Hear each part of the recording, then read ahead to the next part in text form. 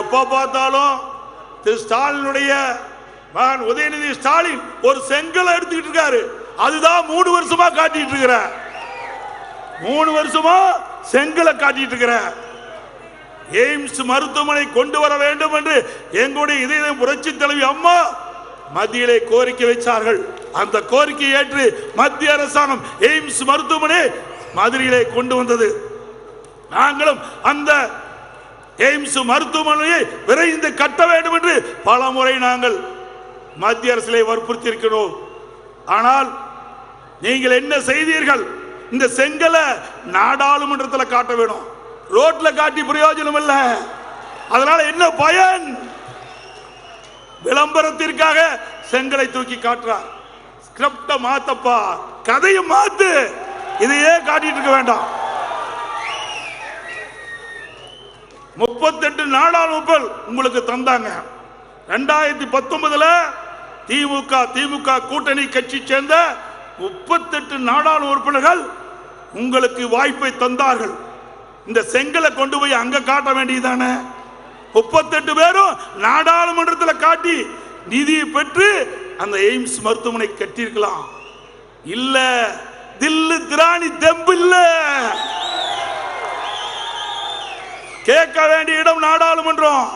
அதுக்காகத்தான் திமுக கூட்டணி கட்சி சேர்ந்தவர்களை தேர்ந்தெடுத்து தமிழ்நாட்டு மக்கள் நாடாளுமன்றத்துக்கு அனுப்பி வச்சிருக்கிறாங்க. அங்க பெஞ்ச தேய்ச்சிட்டு வாய் மூடி மௌனம் சாட்சி விட்டு இங்க வந்து செங்கலை தூக்கிட்டு இருக்கிறார். உண்மையிலேயே எய்ம்ஸ் மருத்துவமனை மதுரையிலே விரைந்து கட்ட வேண்டும், அதற்கு தேவையான நிதி பெற வேண்டும் என்றிருந்தால் நாடாளுமன்றத்திலே குரல் கொடுத்திருக்க வேண்டும், அழுத்தம் கொடுத்திருக்க வேண்டும். நாடாளுமன்றத்திலே ஒத்து வைக்கின்ற அளவிற்கு 38 நாடாளுமன்ற உங்களிடத்தில் இருக்கின்றார்கள். செய்யல, அதுக்கு துணிவில்ல, திராணி இல்ல.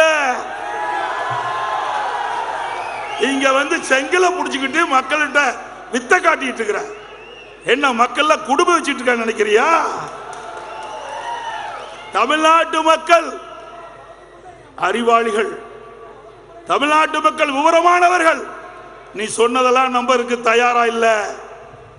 எனக்கு முன்னாலே சொன்னாங்களே, இங்கே கூட நீட் தேர்வை பத்தி சொன்னாங்களே, இப்போ நீட் தேர்வு எடுத்துக்கிட்டார். நீட் யாரு கொண்டு வந்தது? உனக்கு தெம்பு திராணி இருந்தா நேரடியா நான் மைக்கு பிடிக்கிறேன், நீயும் மைக்கு பிடி, பேசு. யாருடைய ஆட்சியில கொண்டு வந்தது? இருக்குது, ஆதாரம் இருக்குது. Notification MCI medical council of India 2010 December 21 மத்திய அரசில் வெளியிடுறாங்க.